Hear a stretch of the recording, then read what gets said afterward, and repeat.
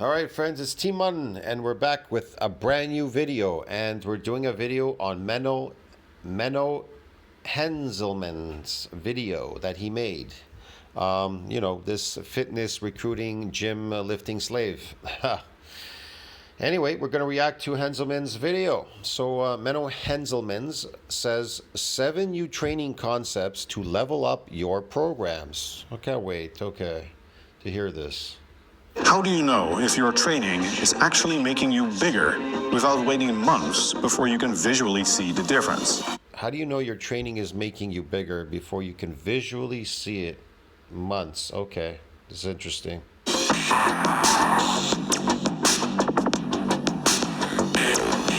I would not agree. It takes a while to see some of the gains in the beginning when they come on. It depends on what you're gaining there. Sometimes you can see it right away. It could be fake gains. They come quickly. See what I mean? Strength is a pretty good measure, but it measures not just muscle growth, but also neural adaptations. Your motor cortex, the part of your brain that governs movement, becomes more... Yes, that's about the whole thing the industry's built on, these neural adaptations, motor adaptations, and whatever. Efficient at coordinating the specific movement that you're training. This means that your strength progress in the short term is largely dictated by... You're getting good.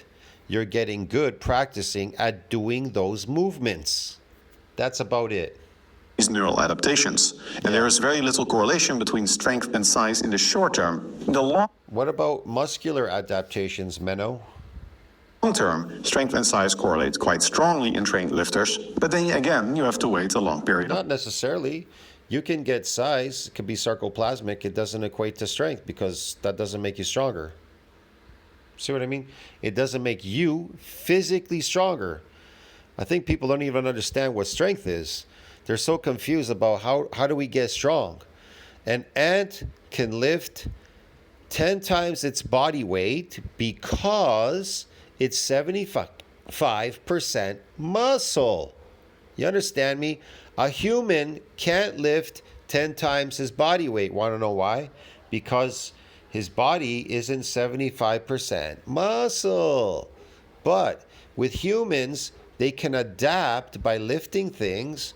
The nervous system can adapt. They can give you androgen receptors. You accumulate more of these receptors. They widen for the hormones to bind with them, giving you more force production. You recruit these motor units within the fibers and the nervous system and everything. And so, yeah, you become better at lifting those things. It's like motor coordination, motor coordination, they called it. In other words, you're not very good at skateboarding, right? Your motor units, and they're not very good at it. But over time, if you practice, you become very good. So if you have a friend and then you go, here, try to do my tricks, he won't be able to. Want to know why? Because it's not coordinated. He didn't practice. He didn't practice at getting good at lifting those. Get it? The nervous system has to get good at lifting them. Just like he showed you this guy with the basketball spinning on the finger. Can you do that off the bat? No. You have to practice at it. Time before you can reliably say, I got a lot stronger, therefore I must be bigger. By that time... No, you got better at lifting concentrically, but you're not getting bigger. That's why people complain. They go, I got it stronger, but I didn't get it bigger. But you got these phony fitness people trying to convince you, if you get it stronger, you're going to get it bigger. No. In the bodybuilding world, it's all based on eccentric, not concentric. So when we get bigger, we get stronger because we grow with the weights. Physically, we get physically stronger, and we get better, and we are coordinated at lifting heavy weights at the same time. And you can maybe also see it. So one thing you can do is introduce what I call a witness lift. A witness lift is an exercise that you don't commonly have in your programs, but that you can occasionally do to check if you're getting stronger on it. Because if you're getting stronger on an exercise that you're not doing, that is a good indication that you are in fact getting bigger. No, that's not true. You could be getting better at lifting a weight. You understand me? But that doesn't mean you're getting bigger at it. See what I mean? Now, if you lift eccentrically, you should be getting bigger and then you're getting stronger. But he says if you're getting stronger, you should be getting bigger. No, you shouldn't be. A stronger cannot make you bigger. A stronger cannot make you bigger. Getting a bigger can make you stronger. You understand me? And then you lift heavier, eccentrically. And then you damage, and then you get bigger, and then you get stronger. Witness lift should be an exercise that you don't commonly have in your programs. For many exercises, front squats work really well. Many people also have machines in their gym that they don't commonly use, but you can still use. Think about it. These weightlifters, they lift heavy weight. They throw heavy weight up in the air. These Olympic lifters, whatever, weightlifting. They throw weights all over the place. But they suck. They suck at other things. Why? They suck at them because they're not well-rounded. They can't bench. It's like strongmen. Why can't strongmen bench press heavy? Why can't they bench press heavy? Because they don't do any bench pressing. They just do specific things because it's a sport. So they're practicing at their sport to be good at their sport. So, but bodybuilding is not a sport because it compromises sportive performance because it's based on eccentric exercise. It cannot be a sport. Get it? There's no such thing as bodybuilding is a sport. See what I mean? Weightlifting could be a sport. You could practice at being good at doing that. You know, strongman, you can consider strongman a sport, right? You can consider all these things a sport. See what I mean? But when it comes down to it, if you want to be very good, better than other people at these sports, well, then you take up bodybuilding. But people today, they don't do that anymore. You want to know why? Because they have something new they discovered. It's called steroids. So they cheat at sports. Why do you think the Olympic Committee, they have these people that test people for drugs? Why do you think they call them enhanced performing drugs? Because they enhance your performance. They don't build muscle. They don't enhance you physically, like your physical being. They don't enhance you physically with new myofibrillars. What they do is they enhance your performance through chemicals. You understand the difference, bro? I think people really just don't understand anything out there anymore. So that's why people cheat. They take a shortcut. They don't want to go through the other way. But me personally, if you're asking me, it's better to bodybuild so that you can enhance yourself physically. You understand me? And your performance becomes enhanced because science will corroborate that. You get more nuclei, you get more myofibrillars, and enhances your performance, your strength. It enhances your strength and your performance and everything else, okay?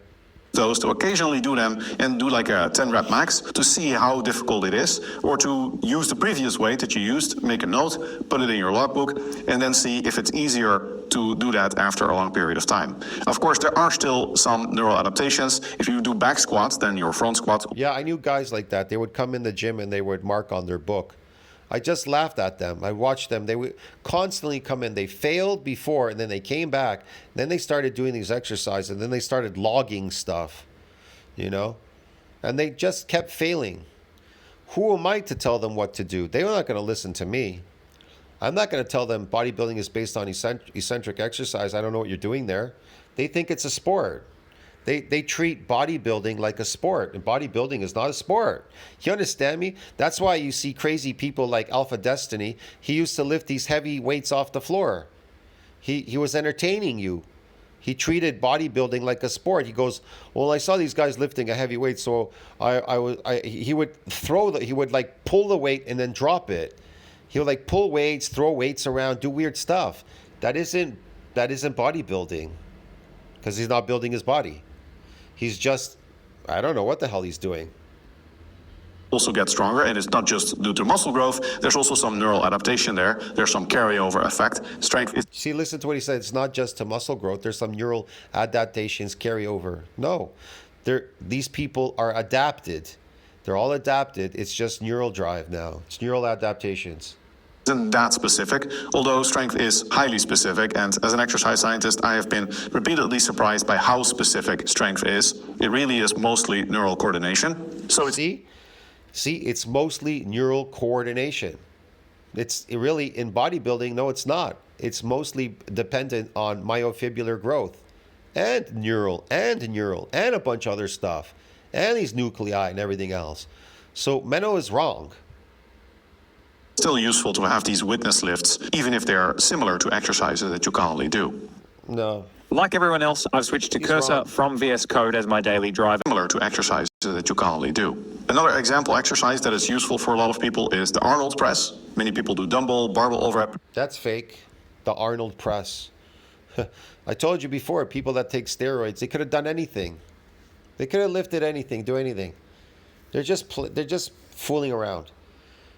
Yeah, in bodybuilding, you can stick with one exercise, and that one exercise will keep re-damaging that area, and it'll get bigger and stronger. That's all. And it'll become strength, power, speed, performance. Presses, maybe butterfly lateral raises if you're a subscriber of this channel. Fake. Other lateral raises. That's fake too. These are fake. But again, you're treating bodybuilding like a sport. Bodybuilding is not a sport. It compromises sportive performance. This is just based on neural drive. If you're flying weights from the side of your body upward, that's concentric. So this is all concentric stuff. So that's used in sports. That's why powerlifting does concentric lifting. They don't do anything eccentrically because it would compromise what? Sportive performance. Get it, man? But not a lot of people do Arnold presses. So Arnold presses are a really good exercise as a witness lift. Again, yeah, they're good exercises, but they're not good for damaging muscles.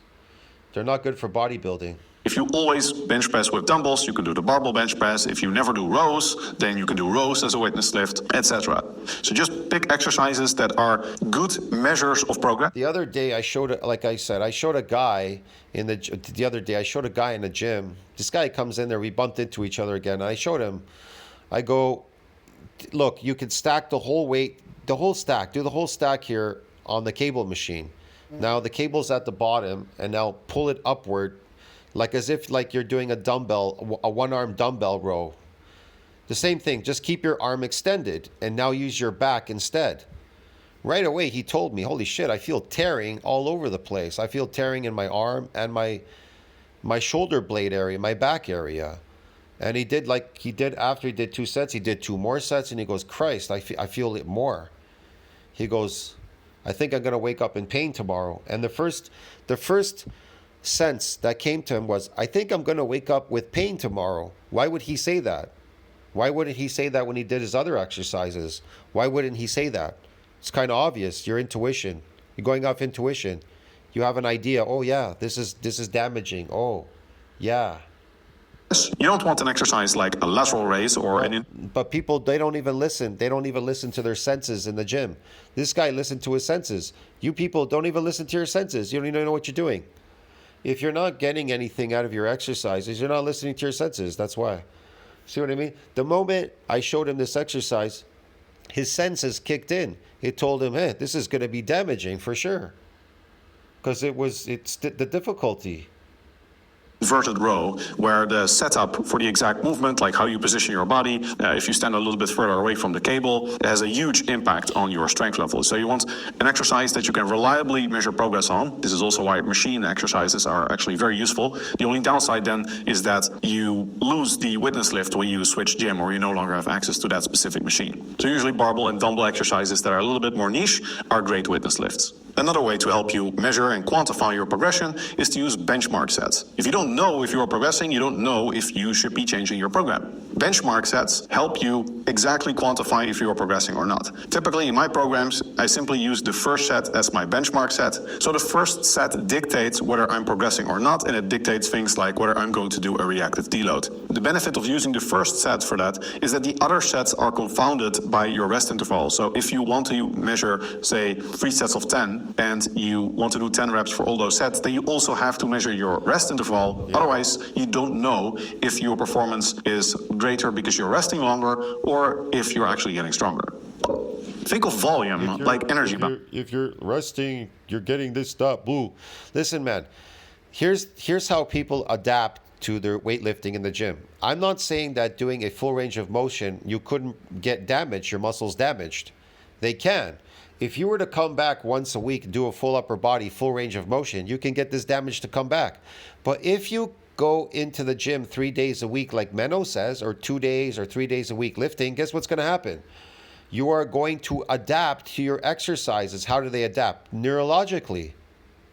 The neural drive will adapt and protect. And so you're not going to get this damage. See what I mean? And anyways, muscles can't damage 3 days a week. That's another reason. They can't damage 3 days a week. So it's mostly now you're dependent on neural drive. So you're coming in often just getting better at doing what? Getting better at being a lifting slave. Enslaving yourself to lifting weights consistently for no reason but to lift. Why are you going to ask yourself this question? Why are you going to a gym? because you want to go there to lift weights like forever and ever and ever. You don't want to progress. So you don't want to go to the gym to build myofibrillar growth and and be associated with strength, power, speed, performance, bigger, better, stronger, and faster. So that's your goal, is to go there, stay there, and be good at just doing these exercises. Well, bodybuilding is not a sport, bro. It's kind of boring, isn't it? Wouldn't you like to go play some sports or something, or do something else? You could carry it over to weightlifting. You could carry it over to strongman. You could carry it over to triathlon, running, I don't know, soccer. You could carry it over to every sport, football, whatever. I don't know what sport you're doing there. Sprinting, you can carry it over to sprinting. It'll make you faster. You can carry it over even to powerlifting, bro. See? But if you stay there forever, you're treating bodybuilding like it's some kind of a sport. You're there just lifting for no other reason, just to lift. That's crazy. Energy balance and volume are both extremely important things to get right, and you can think of them as the flow over time of these things that really dictates your fat loss and your muscle growth. For muscle growth and strength development, especially muscle growth, strength development not so much, training volume over time is really the number one thing that determines your growth level. And getting the volume right is extremely important. But getting it right per workout... Yeah, but the problem is you're not... Man. The problem is you're coming in frequently. That's, the volume. I don't understand how he's treating bodybuilding like it's a sport. It's not a sport.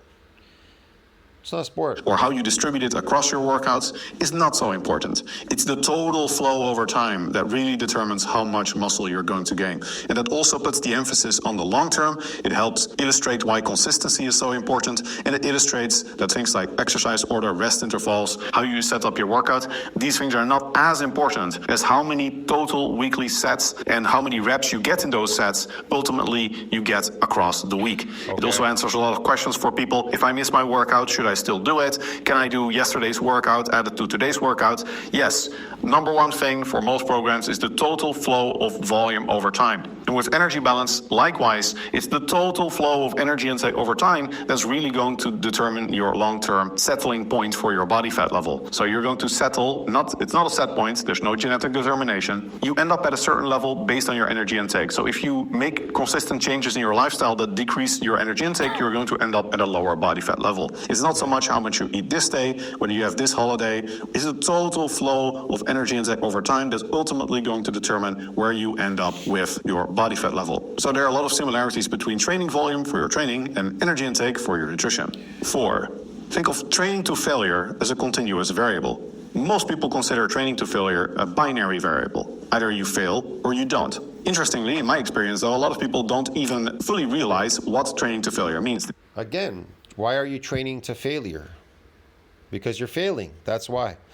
The reason why people train to failure is because they're failing. And so they need to train to failure because they think in the back of their mind that, I don't know, this, whatever it is that they're not getting will come back. They do a set and then they say, yeah, that was to failure. And I'm like, no, it wasn't. They're like, yeah, I couldn't do any more reps. Okay, but you actually didn't fail any repetitions. Momentary muscle failure, as it's defined in exercise science, means you literally fail a repetition. Yeah, ask yourself this question. Why do you need to train to failure? What's wrong with just training? But why do you need to train to failure now? Your training is already failing. So why are you training to failure? To fail more. To further fail. Get it? That's why. That's the fitness industry, to have you keep failing. You did not train to failure if you didn't fail a repetition. It sounds fairly obvious. Let me explain something to you. If you failed at your exercises and you're looking for a different outcome and you're failing, so I should train to failure and I'll get a different outcome if I train to failure. The word itself already tells you. You're training to what? Failure, because you're failing. You understand me? You will fail. When you say it like this, but in my experience, a lot of people don't realize that training to failure literally requires failing a repetition. No. Literally, if you want a different outcome, then you're going to have to do something different. See what I mean? You have to experiment to see how you could bring back this damage. If you want to find out how to build myofibrillars and neural drive and everything else, you have to experiment and figure out how you're going to bring it back. See what I mean? You have to figure it out. It's dependent on you. Nobody in the gym or this guy's going to teach you that or tell you that. See what I mean? So if what you're doing is not damaging you, then you're going to have to try something else and find out what will damage you. Get it? That's how you discover things. You have to experiment and then you figure it out on your own. But if you stay there like the rest of these losers, of course you're going to fail. Like him, failure. It's momentary muscle failure. Instead, the vast majority of trainees don't hit momentary muscle failure in their training. They hit what's called volitional failure in exercise science. You can actually No. They've all failed in the gym. That's why. separate things more than training to failure or not training to failure and training to momentary. Why do you think they're all complaining about fake natties, this? They get nuts and everything. And anyways, bodybuilding has nothing. It has nothing to do with the guy on a stage. So they're trying to compare this bodybuilding stuff has something to do with a specific look. It has nothing to do with looks at all. I'm not saying that you shouldn't look good, or you can pose in the mirror and show, well, yeah, I got some gains. This is what I look like. I got some gains. Well, people are gonna, of course, you're a natural lifter, right? People are gonna try to compare you to some drug guy, and right away they're gonna tell you, well, you don't look that good. You don't look so great, or they're gonna tell you have a shitty physique. Well, they're trying to compare you to a drug addict, and bodybuilding is not a drug sport. It's not a sport. It's not a sport. It's not a drug sport. You understand? I'm trying to explain to you one more time. Bodybuilding is not a sport. It compromises sportive performance because you're lifting eccentrically, which causes damage to muscle. But these people that take steroids, they continue lifting in their behavior concentrically. See what I mean?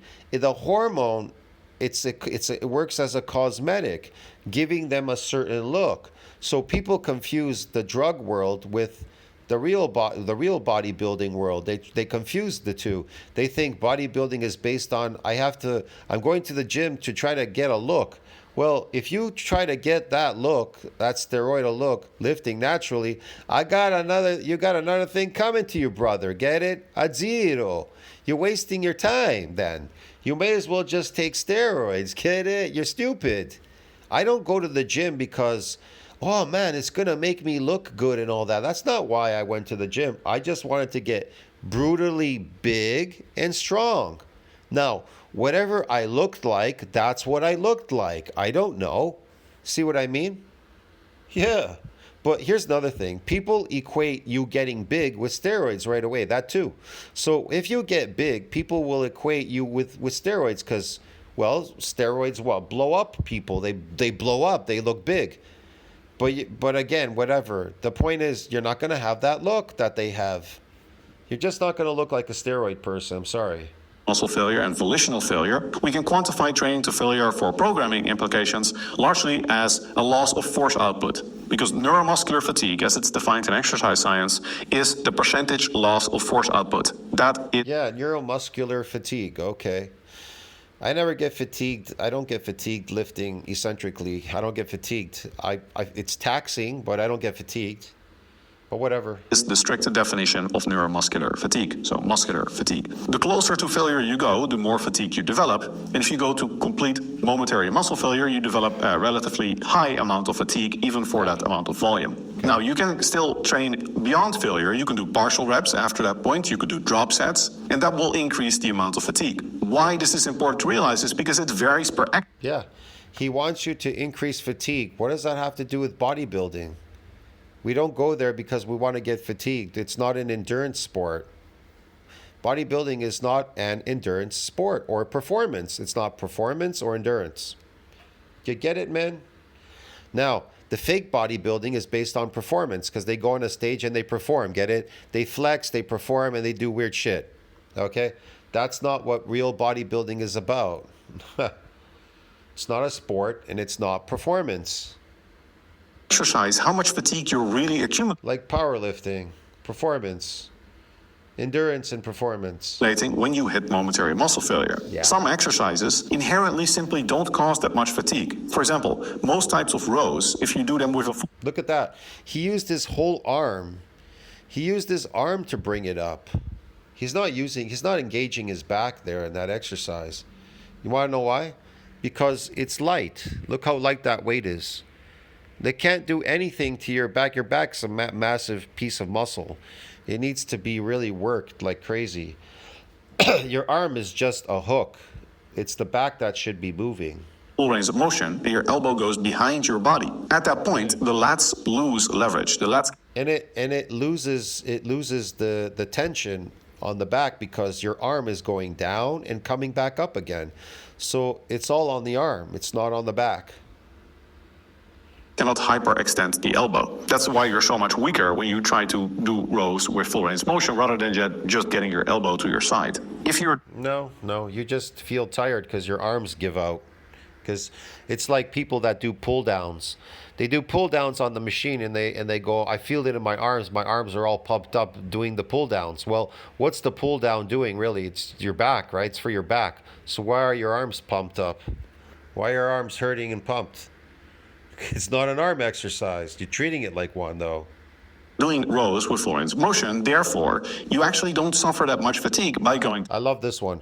You're doing rows with full range of motion.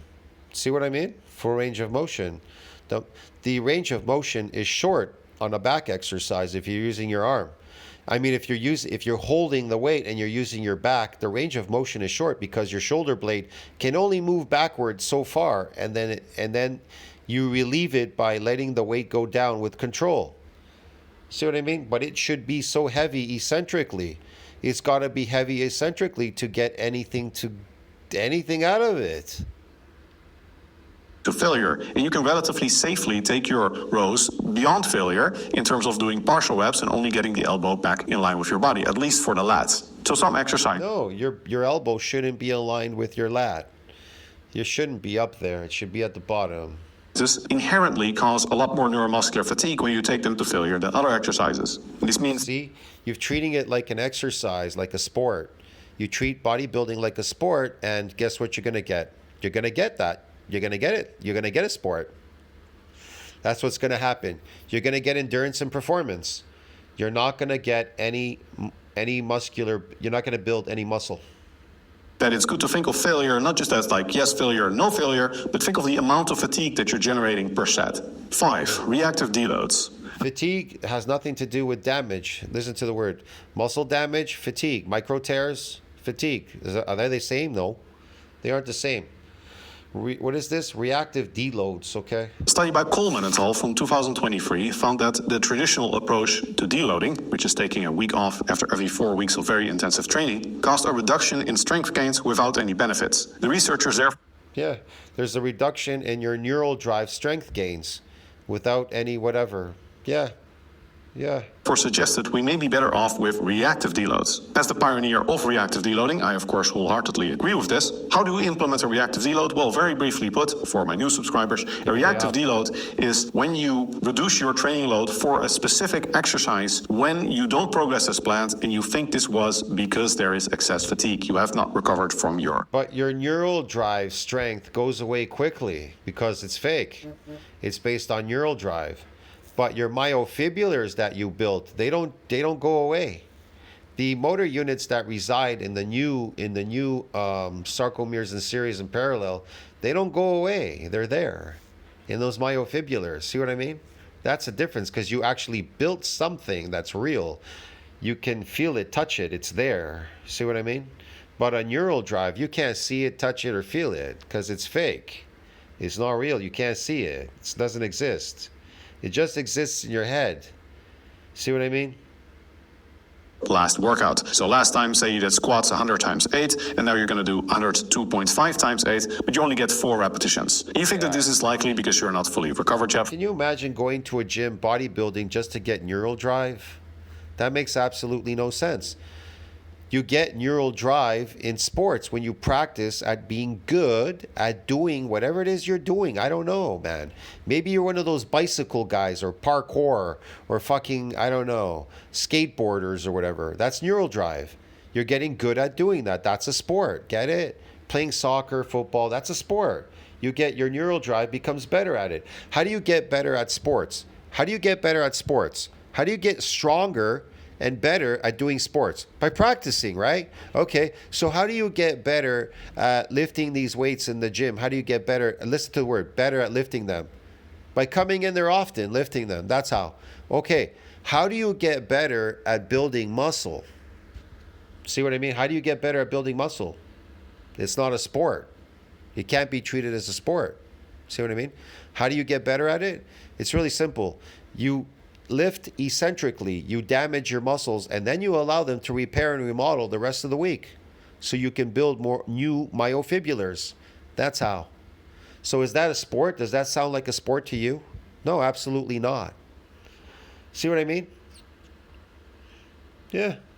From your last workout. If your training volume is high, your technique is sound, etc., your lifestyle is pretty consistent, you can generally make this assumption. In this case, you significantly reduce the weight for all your subsequent sets of squats. You could either just skip them entirely or do speed work. The benefit of this over traditional deloading is twofold. For one, you only deload the exact muscle groups and body parts that need the deload. It doesn't make sense. Yeah, in bodybuilding, we don't need to deload. We don't deload. We repair and remodel the rest of the week because protein synthesis is extended, blood levels are elevated that entire week for the repair and the remodeling.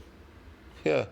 To deload your pecs because your calves have not recovered from the last workout. And second, you deload when you have actual signs of overreaching, when it's actually likely that you have not recovered from your last workout. In a traditional deload, you have to kind of estimate this in advance, and it's very difficult to estimate in advance when your recovery indicators like your sleep quality. As bodybuilders, we don't recover, we grow. We're not athletes. Bodybuilders are not athletes. We don't recover. We're not athletic. It's a carryover to athletics, but we are not athletic at the time because it compromises sportive performance. So it can't be a fucking sport. Your stress level, etc., are going to be optimal or are going to suffer a little bit. 6. Most people think of their training splits backwards. They think, oh, I'm going to do a push-pull legs program, and then they're going to fill in the program. You should do it the other way around. You should think of what is the optimum training volume that I want for every muscle group in my program? What is the optimum training frequency for every muscle group? How many times do I want to train the specific exercises in my program? And how many times per week do I go to the gym? Then you put those things together and you have a training program. The training program shouldn't need to have a name. It doesn't have to be upper lower. It doesn't have to be push-pull legs. Those things are simplifications that restrict the possibilities you have to make optimal training programs. You should think of the parameters that actually matter, put a training program together, and then whatever turns out to be the program is what you get. It doesn't need a fancy name. It doesn't need a theme. It just needs to be optimized. So often when I create training programs for my clients and when I show how to create optimized training programs for my students, they're like, that's interesting, but how do you call this split? And I'm like, well, it doesn't have a name. It's just an optimized combination of training parameters that results in the desired training adaptations. That's a good program. 7. Replace the concept of systemic fatigue with mental fatigue and you're probably better off. Exercise science is very clear that the vast majority of neuromuscular fatigue is local. It is specific to the muscle group or body part that has been trained. If you train your biceps, the biceps get fatigued. It does not affect your pecs or your quads. Research has found specifically that for strength training, there is no significant systemic component. It's entire. Again, I love how they call this strength training. Neural drive strength training, yeah, okay. Non-local muscle fatigue effects on muscle strength, power, and endurance in healthy individuals, a meta-analysis. Okay, that's not bodybuilding, but whatever. Local fatigue. However, there is such a thing as systemic fatigue, and that's mental fatigue. If you simply get tired from your workouts, you lose the motivation. Mental fatigue is a psychological mechanism that allocates resources for us and prevents us from putting excessive effort into a task that is not yielding any reward. Knowing that your fatigue in the gym is largely mental rather than physical has important implications for how you deal with it. Okay. Because if your fatigue was physical, then you should do things like a reactive deload. You should maybe consider reducing the training volume. If your fatigue is mental, this should be in highly... This has nothing to do with bodybuilding, but okay, building muscle, whatever he's talking about. See what I mean? Empowering message, because you know that you can safely train through it. Arnold Schwarzenegger famously said, get out! Arnold Schwarzenegger, you know what he did? He injected steroids. He injected steroids, not an athlete. Schwarzenegger also famously said, where the mind goes, the body will follow. I hope this video gave you some new mental concepts and new ideas. I love that one. Where the mind goes, the body will follow. You know where the mind went and the body followed? Right directly into a needle, right in the butt. It's called steroids. for how to program your workouts. If you like this type of evidence-based fitness content, I'd be honored if you like and subscribe. It was interesting. You might be interested in the online Hanselman's PT. See, he has all these online courses, whatever, for baloney, whatever, certificates. Garbage. You don't need a certificate to figure out how to build muscle. I'll see you in the next one, friends, or how to train or whatever. Tell me what you think about that. Like, subscribe, support the channel. See you in the next one. Menno Henselman. 7 new training concepts to level up your program, which they were just all baloney. All you need is one. Body build. Just body build. Build more myofibulars, and guess what that's going to do? That's going to level up your program. Yeah. See you in the next one. Ciao, friends.